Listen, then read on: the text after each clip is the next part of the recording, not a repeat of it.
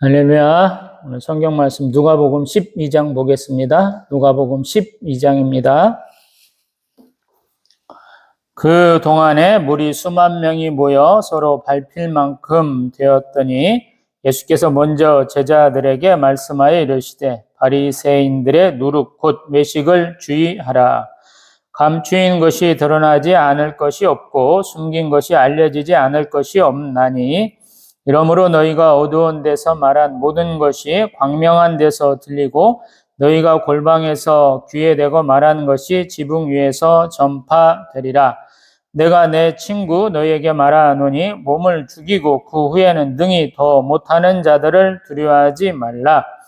마땅히 두려워할 자를 내가 너희에게 보이리니 곧 죽인 후에 또한 지옥에 던져 넣는 권세 있는 그를 두려워하라. 내가 참으로 너희에게 이르노니 그를 두려워하라. 잠새 5마리가 2아사리온에 팔리는 것이 아니냐. 그러나 하나님 앞에는 그 하나도 잊어버리시는 바 되지 아니하도다. 너희에게는 심지어 머리털까지도 다 세신 바 되었나니 두려워하지 말라. 너희는 많은 참새보다 더 귀하니라. 내가 또한 너희에게 말하노니 누구든지 사람 앞에서 나를 시인하면 인자도 하나님의 사자들 앞에서 그를 시인할 것이요 사람 앞에서 나를 부인하는 자는 하나님의 사자들 앞에서 부인을 당하리라. 누구든지 말로 인자를 거역하면 사하심을 받으려니와 성령을 모독하는 자는 사하심을 받지 못하리라. 사람이 너희를 회당이나 위정자나 권세 있는 자 앞에 끌고 가거든 어떻게 무엇으로 대답하며 무엇으로 말할까 염려하지 말라. 마땅히 할 말을 성령이 곧 그때 너희에게 가르치시리라 하시니라. 무리 중에 한 사람이 이르되 선생님 내 형을 명하여 유산을 나와 나누게 하소서 하니 이르시되 이 사람아 누가 나를 너희의 재판장이나 물건 나누는 자로 세웠느냐 하시고 그들에게 이르시되 삼가 모든 탐심을 물리치라. 사람의 생명이 그 소유에 넉넉한 데 있지 아니하리라 하시고 또 비유로 그들에게 말하여 이르시되 한 부자가 그 밭에 소출이 풍성하매 심중에 생각하여 이르되 내가 곡식 쌓아둘 곳이 없으니 어찌할까 하고 또 이르되 내가 이렇게 하리라. 내 곡간을 헐고 더 크게 짓고 내 모든 곡식과 물건을 거기에 쌓아두리라. 또 내가 내 영혼에게 이르되 영혼아 여러 해 쓸 물건을 많이 쌓아두었으니 평안히 쉬고 먹고 마시고 즐거워하자 하리라 하되 하나님은 이르시되 어리석은 자여 오늘 밤에 내 영혼을 도로 찾으리니 그러면 내 준비한 것이 누구의 것이 되겠느냐 하셨으니 자기를 위하여 재물을 쌓아두고 하나님께 대하여 부여하지 못한 자가 이와 같으니라. 또 제자들에게 이르시되 그러므로 내가 너희에게 이르노니 너희 목숨을 위하여 무엇을 먹을까 몸을 위하여 무엇을 입을까 염려하지 말라. 목숨이 음식보다 중하고 몸이 의복보다 중하니라. 까마귀를 생각하라. 심지도 아니하고 거두지도 아니하며 골방도 없고 창고도 없으지 하나님이 기르시나니 너희는 새보다 얼마나 더 귀하냐. 또 너희 중에 누가 염려함으로 키를 한 자라도 더할 수 있느냐.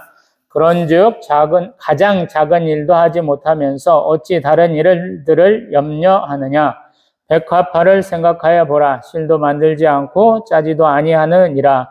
그러나 내가 너희에게 말하노니 솔로몬의 모든 영광으로도 입은 것이 이 꽃 하나만큼 훌륭하지 못하였느니라. 오늘 읽다가 내일 아궁이에 던져지는 들풀도 하나님이 이렇게 입히시거든 하물며 너희 일까 보냐. 믿음이 작은 자들아 너희는 무엇을 먹을까 무엇을 마실까 하여 구하지 말며 근심하지도 말라. 이 모든 것은 세상 백성들이 구하는 것이라.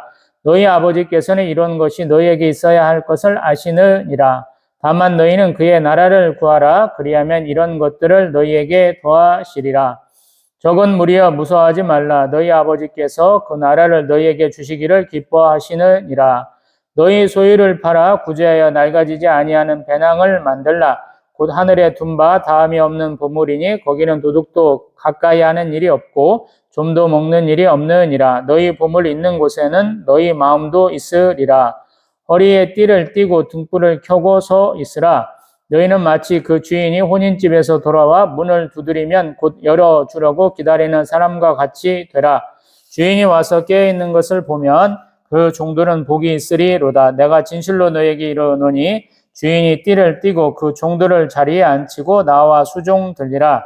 주인이 혹 이경에나 혹 삼경에 이르러서도 종들이 그같이 하는 것을 보면 그 종들은 복이 있으리로다. 너희도 아는 바니 집주인이 만일 도둑이 어느 때에 이럴 줄 알았더라면 그 집을 뚫지 못하게 하였으리라. 그러므로 너희도 준비하고 있으라. 생각하지 않은 때에 인자가 오리라 하시니라. 베드로가 여짜오되 주께서 이 비유를 우리에게 하심이니이까 모든 사람에게 하심이니이까 주께서 이르시되 지혜 있고 진실한 청지기가 되어 주인에게 그 집 종들을 맡아 때를 따라 양식을 나누어 줄 자가 누구냐? 주인이 이럴 때 그 종이 그렇게 하는 것을 보면 그 종은 복이 있으리로다. 내가 참으로 너희에게 이르노니 주인이 그 모든 소유를 그에게 맡기리라. 만일 그 종이 마음에 생각하기를 주인이 더디 오리라 하여 남녀 종들을 때리며 먹고 마시고 취하게 되면 생각하지 않은 날 알지 못하는 시각에 그 종의 주인이 이르러 엄히 때리고 신실하지 아니한 자의 받는 벌에 처하리니 주인의 뜻을 알고도 준비하지 아니하고 그 뜻대로 행하지 아니한 종은 많이 맞을 것이요 알지 못하고 맞을 일을 행한 종은 적게 맞으리라. 무릇 많이 받는 자에게는 많이 요구할 것이요 많이 맡은 자에게는 많이 달라 할 것이니라. 내가 불을 땅에 던지러 왔으니 이 불이 이미 붙었으면 내가 무엇을 원하리요? 나는 받을 세례가 있으니 그것이 이루어지기까지 나의 답답함이 어떠하겠느냐? 내가 세상에 화평을 주려고 온 줄로 아느냐? 내가 너희에게 이르노니 아니라 도리어 분쟁하게 하려 함이로라. 이후부터 한 집에 5사람이 있어 분쟁하되 셋이 둘과 셋이 하리니 아버지가 아들과 아들이 아버지와 어머니가 딸과 딸이 어머니와 시어머니와가 며느리가 시어머니와 분쟁하리라 하시니라. 또 무리에게 이르시되 너희가 구름이 서쪽에서 이는 것을 보면 곧 말하기를 소나기가 오리라 하나니 과연 그러하고 남풍이 부는 것을 보면 말하기를 심히 더우리라 하나니 과연 그러하니라. 외식하는 자여 너희가 천지의 기상은 분간할 줄 알면서 어찌 이 시대는 분간하지 못하느냐. 또 어찌하여 옳은 것을 스스로 판단하지 아니하느냐. 내가 너를 고발하는 자와 함께 법관에게 갈 때 길에서 화해하기를 심쓰라. 그가 너를 재판장에게 끌어가고 재판장이 너를 옥졸에게 넘겨주어 옥졸이 옥에 가둘까 염려하라. 내게 이르노니 한 푼이라도 남김이 없이 갚지 아니하고서는 결코 거기서 나오지 못하리라 하시니라. 아멘. 할렐루야.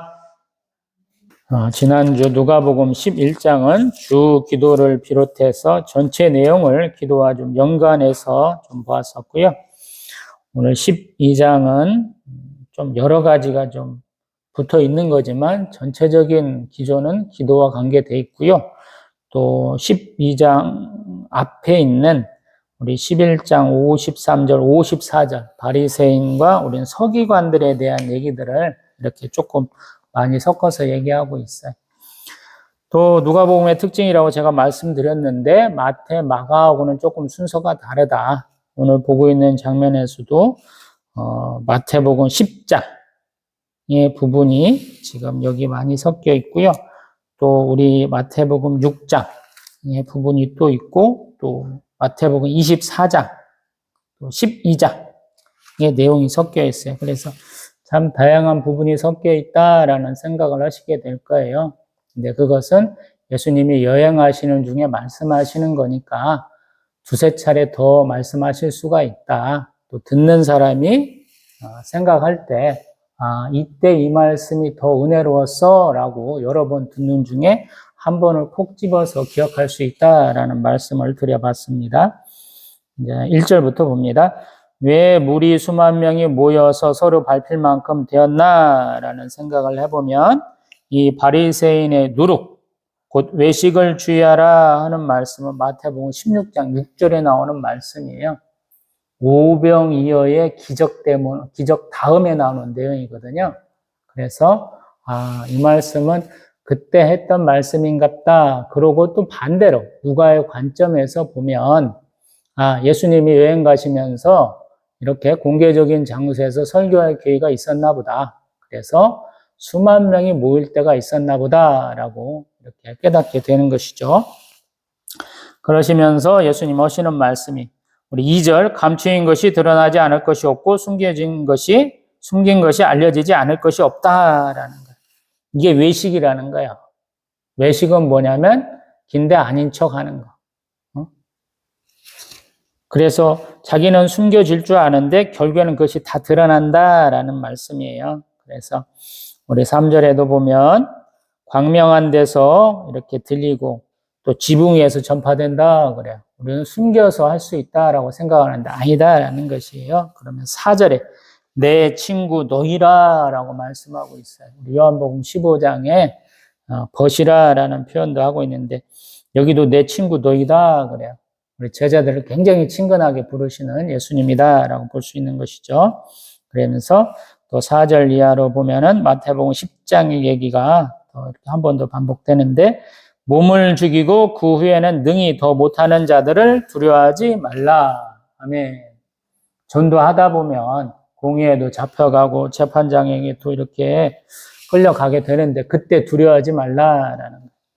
너희에게 말씀을 주시는 분이 성령 하나님이시다라고 하는 장면에서 언급되었던 부분을 여기서 얘기하는 거예요. 외식과 왜 우리가 성령을 두려워했느냐, 왜 연결짓는가는 잘 모르겠지만 충분히 얘기될 수 있다라고 우리 누가는 생각하고 있는 것 같아요. 그래서 그냥 자연스럽게 연결되고 있어요. 이것은 앞에 있는 우리 바리새인의 누룩이라는 부분을 꼭 넣어야만이 이렇게 좀 해석이 되는 부분인 것 같아요. 그러면서 또 계속 보면 5절에 너희를 죽인 후에 지옥에 던져넣는 권세가 있는 그 성령 하나님을 얘기하고 계시는 거죠. 그를 두려워하라라는 거예요. 하나님 앞에서 참새 5마리가 두 앗서른에 팔리는 것도 잊어버리지 아니하시고 머리털까지도 다 세신바 되었다라는 하나님의 섬세하심, 또 하나님의 전능하심을 얘기를 하고 있고요. 또 그래서 너희들이 어떻게 해야 되냐면 우리 8절에 누구든지 사람 앞에서 예수 그리스도를 시인하면 인자도 하나님의 사람들 앞에서 그를 시인한다라고 말씀하고 계세요.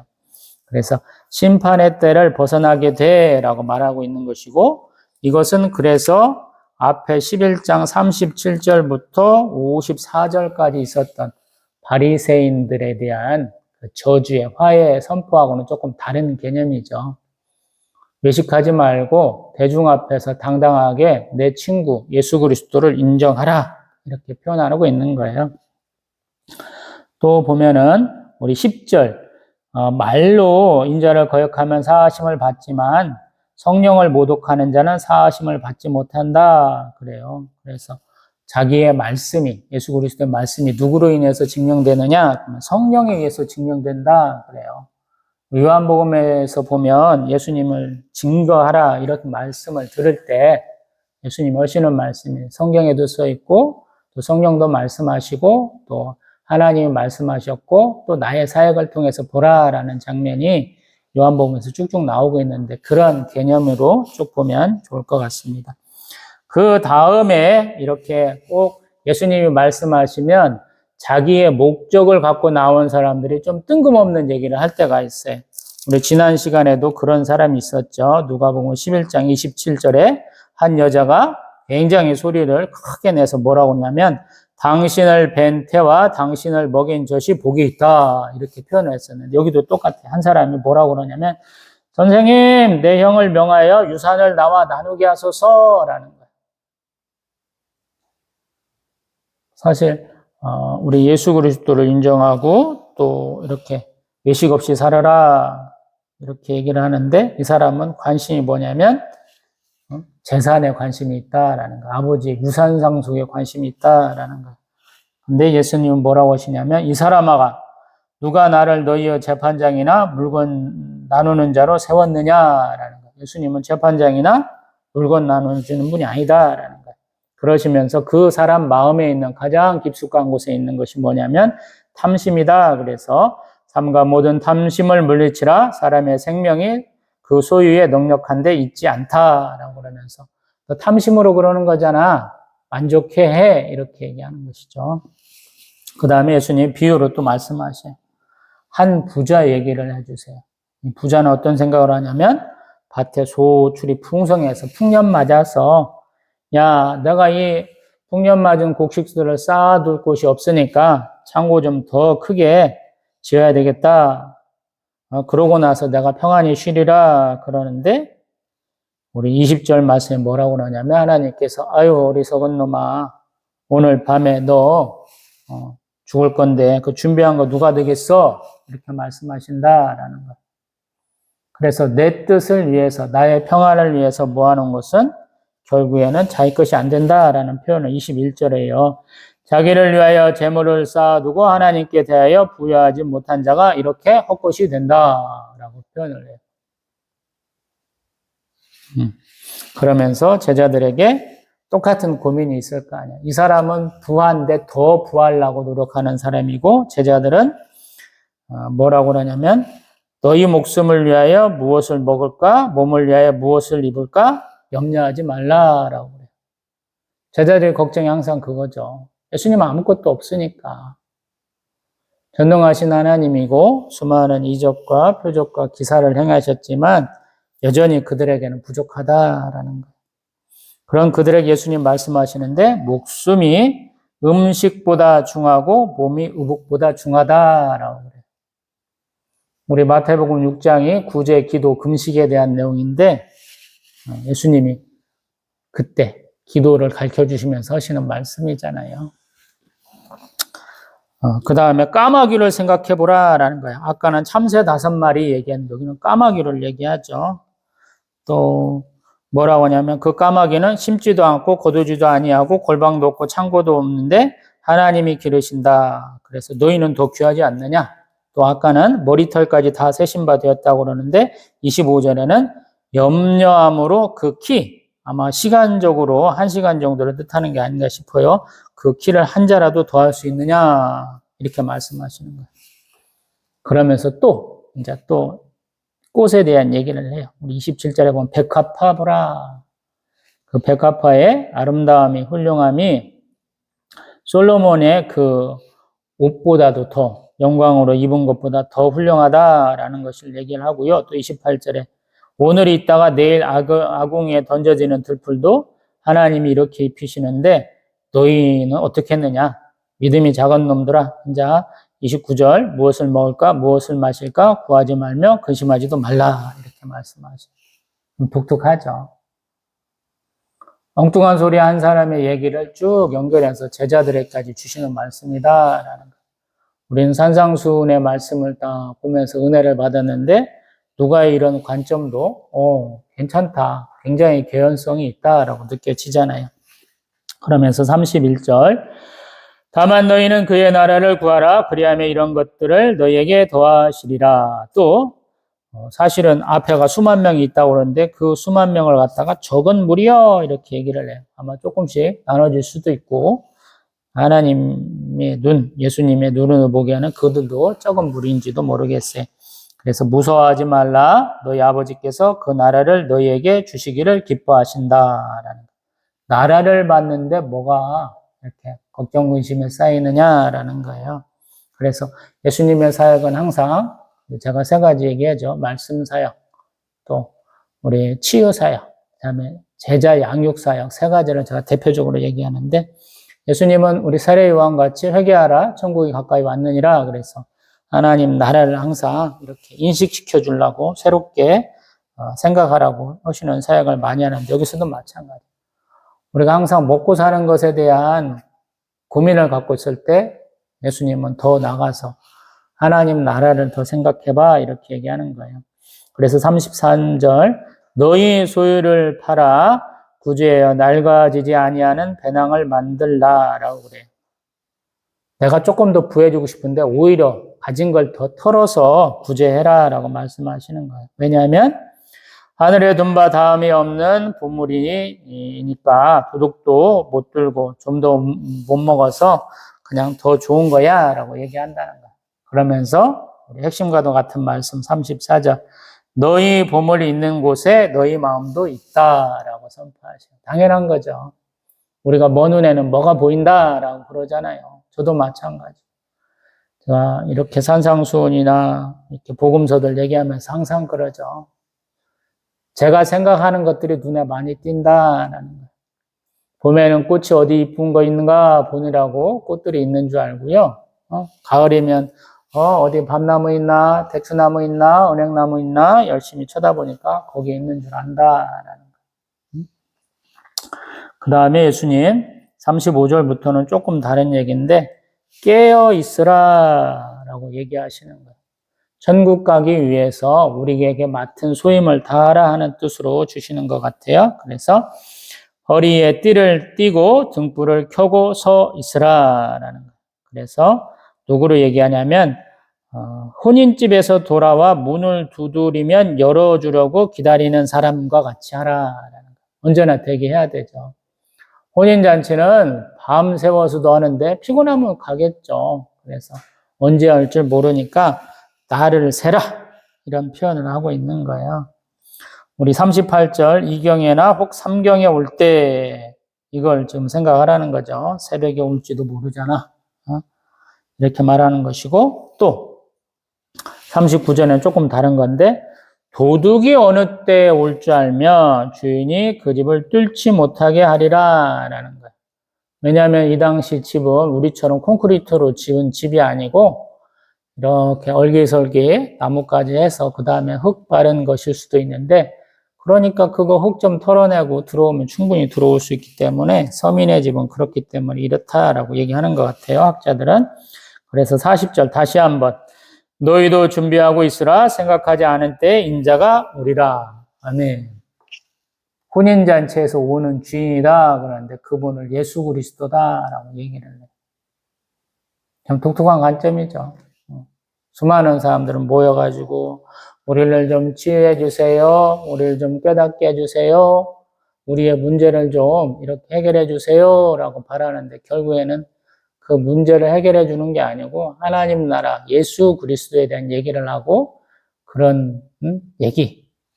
예수 그리스도 자신을 받아들일 준비해라 라고 얘기하는 거예요. 조금 독특해요. 사람들이 많이 모이는 곳에서는 자기의 이익, 자기의 어떤 요구를 이렇게 해결하려고 하는 것들이 있는데 예수님은 그런 차원에서 얘기하시는 게 아니다라는 거예요. 또 이제 독특하게 41절에는 베드로 사도가 나서서 얘기한다라는 거예요.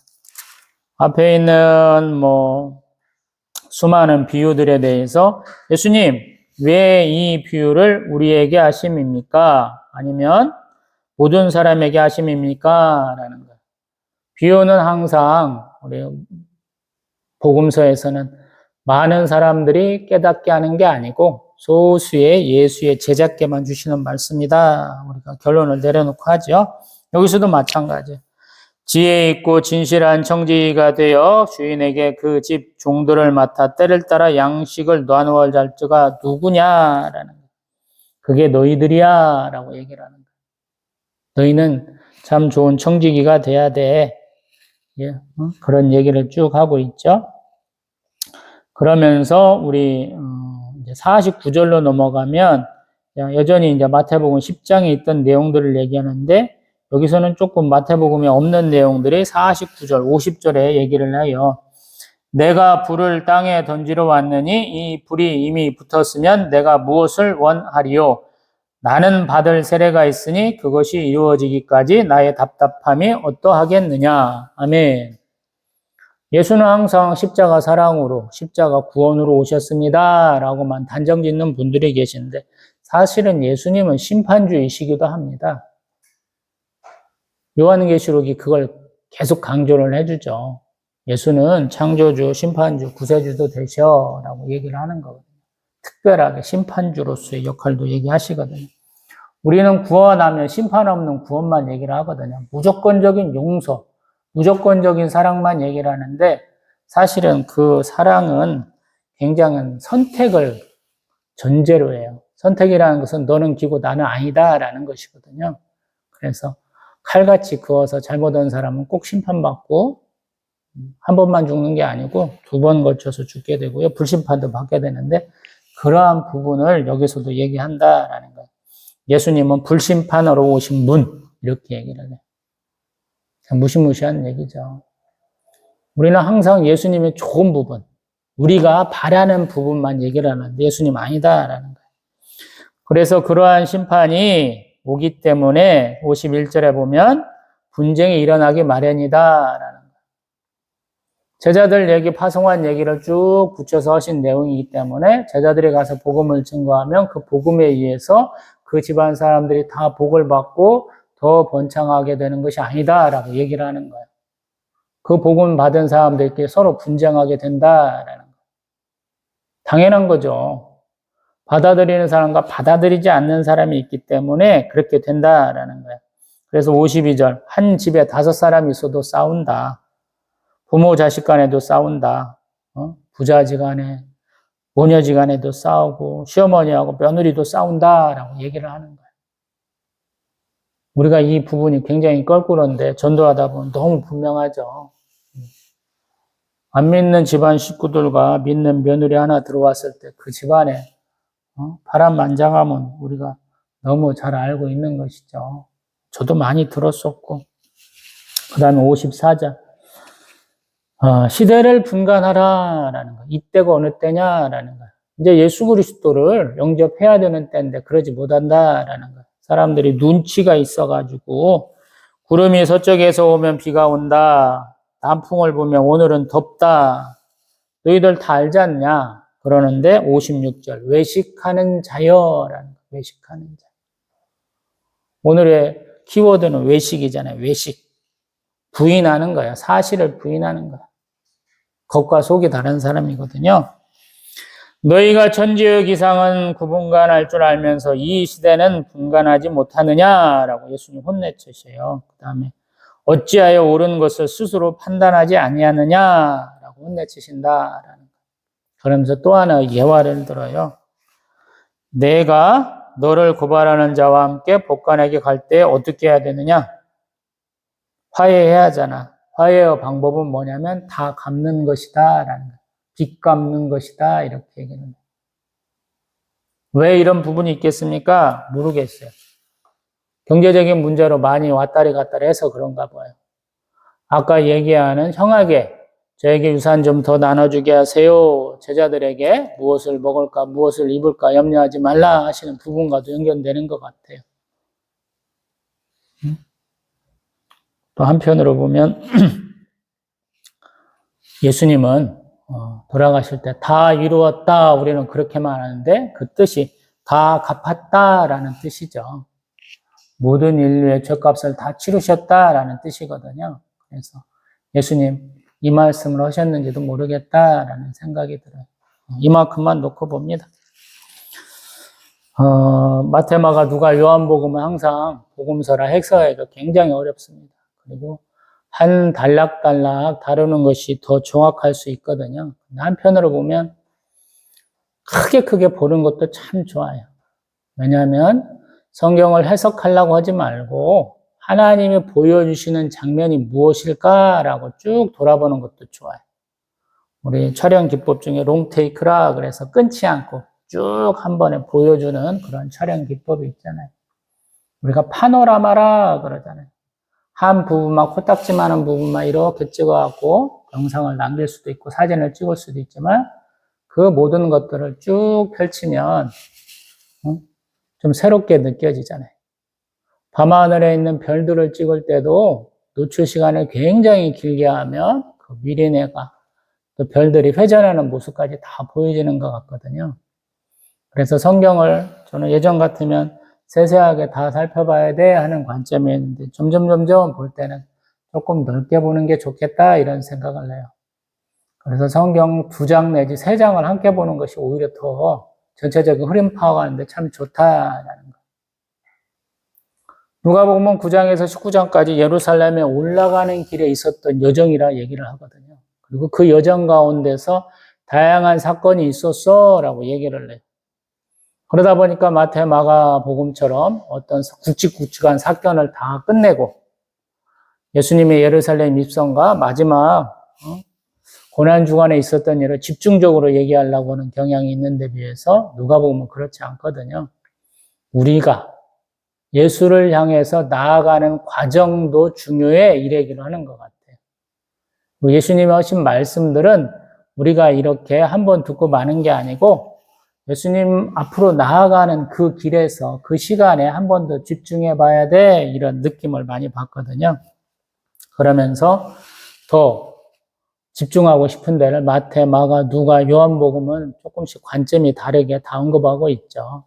누가복음에서는 좀 사람들, 좀 주변 인물들, 예수 앞에 나왔던 사람들 하나하나 좀 얘기를 하고 싶었던 것 같아요. 굵직굵직한 중요한 사람이 아니고 어떤 한 사람이 얘기하는 것도 예수님 다 귀담아 들으셨어? 이런 것 같아요. 우리는 평범한 사람들이 하는 것에 대해서 예전에는 관심이 없었잖아요. 뭔가 선발대회를 한다든가, 뭔가 입사시험을 봐가지고, 뭐, 배우가 되고, 영화배우가 되고, 뭐, 코미디언이 되고, 이렇게 한 사람들이 만들어야 제대로 된 거야. 그러는데, 우리가 지금 방송 매체가 너무 다양해지면서 일반인들도 찍어도 되고, 좀 그렇게 경험이 많지 않은 사람이 이렇게 해도 재밌게 잘 보잖아요. 소위 말해서 이 집중이 아니고 좀 보편적으로 좀 퍼뜨려 놓은 그런 듯한 느낌이고, 누가가 그런 얘기를 잘하는 것 같아요. 오늘보다 조금 더 보편적인 내용이 이제 13장에 가면 누가복음에만 독특하게 나오는 내용들이 좀 더 있어요. 그래서 누가는 이런 사람이야. 좀 세세하게 따져보는 사람이고, 그 사람이 이런 말 했을 때 예수님 어떻게 대답하셨는가라는 거예요. 그래서 어떤 면에서 더 소망이 있어요. 예수의 제자 양육은 예수의 그 12 제자에게 집중됐어. 그런데 누가는 뜬금없이 얘기하는 사람도 다 받아준다라는 거예요, 예수님. 그래서 어떤 한 영혼을 구별하시는 분이 아니시고 차별 없이 대하시는 하나님이시다라고 볼 수 있거든요. 또 물론 아까 얘기한 것처럼 12장 4절처럼 내 친구 너희다 라고 부르시는 것처럼 특별하게 어떤 사람들을 챙기시기도 한다라는 거예요. 자, 이제 전체적으로 봤고요. 조금 더 한 번 더 강조를 해봅니다. 기도는 어떻게 하는 것입니까? 라는 거예요. 사도 바울은 기도와 간구와 도구에 대한 얘기를 하고 있죠. 좋은 말씀이에요. 예수님은 기도를 누구한테 합니까? 그러면 되게 성부께 하는 기도예요. 근데 그 기도 안에는 나를 위한 기도가 있고요. 제자를 위한 기도가 있고요. 제자의 제자들을 위한 기도가 있어요.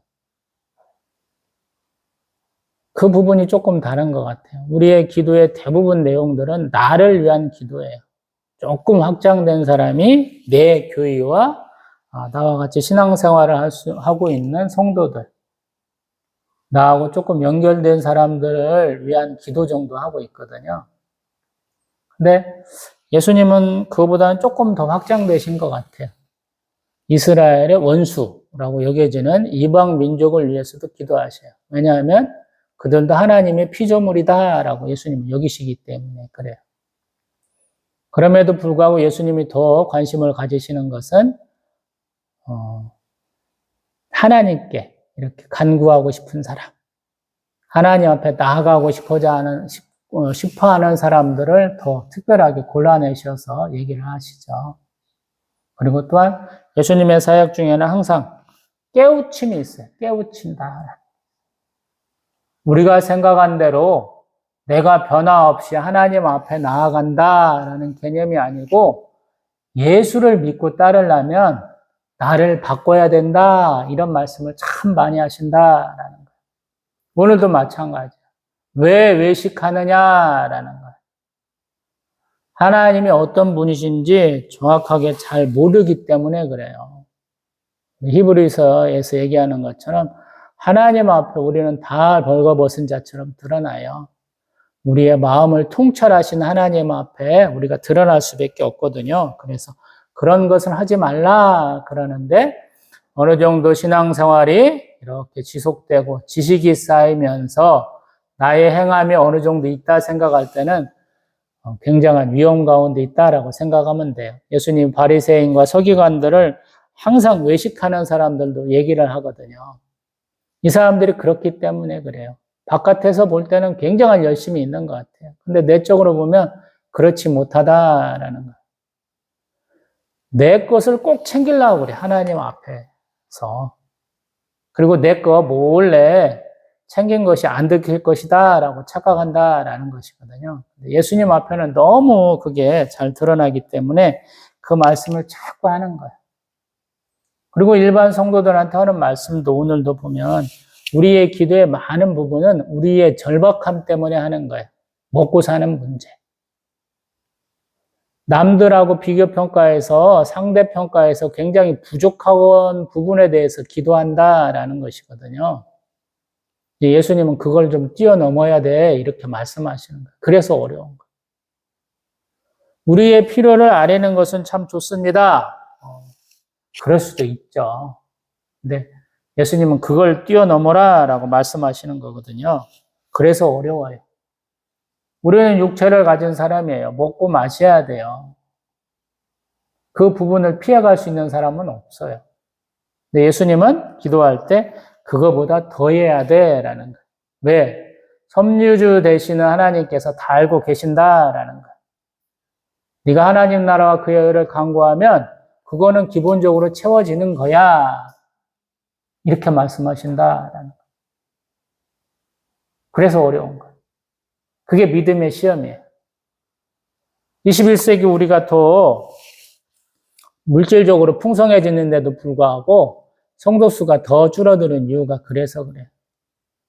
한국 사회는 이렇게 경쟁이 심한 사회잖아요. 빈부격차도 심하고. 소위 말해서 바깥을 많이 꾸미려고 그래요. 내실을 따지기보다는. 우리보다 더 잘 사는 나라들이 소형차 타고 소형 아파트 사는 데 비해서 우리는 더 큰 차, 더 큰 아파트, 더 좋은 명품을 걸쳐야 된다라고 말하고 있거든요. 그래서 안 되는 거예요. 근데 예수님은 그러지 말라라고 말씀하셔요. 너 혹시 그럴 돈이 있으면 그 돈 구제해 이런 말씀하는 거예요. 이 당시 유대인도 마찬가지예요. 이 사람들은 화려함의 극치를 좋아하는 사람들이에요. 왜냐하면 로마의 지배를 받고 있기 때문에 로마는 자기가 정복한 지역에 자기들의 문화를 심어요. 건축물도 작은 게 아니고 굉장히 큰 거를 심습니다. 도로도 반듯하게 닦고요. 그냥 압도를 해버려요. 그들의 원형극장이라든가 그들의 물기를 내는 수도교, 그들의 도로, 그런 것들은 따라갈 수가 없는 것들이거든요. 다른 그 이방 민족들이. 그래서 그걸로 죽이고 또 그들의 잘 만들어진 법을 통해서 통치해 나가는 것이죠. 물론 군사력도 너무너무 막강했고요. 그러한 시대의 상황 중에서 예수님은 얘기하는 거예요. 그런 외적인 것에 너무 홀리지 말라고. 제자들조차도 예루살렘 성, 또 헤롯 성전이 너무 화려하지 않냐고 이렇게 얘기하잖아요. 예수님 그거 다 무너진다라고 말씀하고 계시잖아요. 이렇게 외식하는 것은 당장에는 화려해 보이고 오래 갈 것 같고 그러지만 그렇게 되지 않는다라고 말씀하시는 거예요. 그리고 또한 항상 기도하고 전도할 때 분쟁은 너무 당연한 것이다 라고 그래요. 우리 기독교인들이 언젠가부터는 투사가 아니고 이렇게 겁먹은 사람들이 많아가지고 다 그냥 좋게 좋게 지나야 돼 이렇게 얘기하는데 사실은 아니다라는 거예요. 때로는 싸울 때도 있다라는 것을 명심시켜 주는 거예요. 그리고 걱정하지 말라라는 거예요. 하나님이 다 지켜보고 있으니까 너는 너의 일만 잘하면 돼 라고 말씀하시는 거예요. 그래서 어려운 거죠. 긴장의 끈을 놓지 마 이렇게 얘기하잖아요. 혼인집에서 돌아오는 주인도 이렇게 기다려야 되고 또 자기에게 맡겨진 사람들을 잘 이렇게 섬겨야 된다 이렇게 얘기하거든요. 그래서 쉽지 않아요. 부자 되는 입장에서야 내가 해봤어요 그러지만 가난한 사람이 언제 이런 거 하겠어요. 나는 내 한 번만 건사하기도 힘들어요 그러는데 하나님은 예수님 통해서 아니다라는 거예요. 너희들에게 맡겨진 큰일이 있어 이렇게 얘기하는 거예요. 그래서 어려워요. 우리는 우리의 상황만 해결하면 돼 그러는데 아니라는 거예요. 우리의 이 사역, 우리의 이 신앙생활은 청지기와도 같은 삶이다라는 거예요. 우리에게 맡겨진 일을 잘 해야 된다. 그래서 내 필요를 위해서 기도하는 거 충분히 있을 수 있죠. 근데 하나님 나라와 그의 의를 간구해서 우리 믿는 자들이 하나님이 만드신 이 피조 세계가 생육하여 번성하여 땅이 충만할 수 있도록 같이 동역하는 하나님의 친구된 자로서의 그러한 동참이 필요하다. 이렇게 표현하시는지도 모르겠어요. 기도합니다.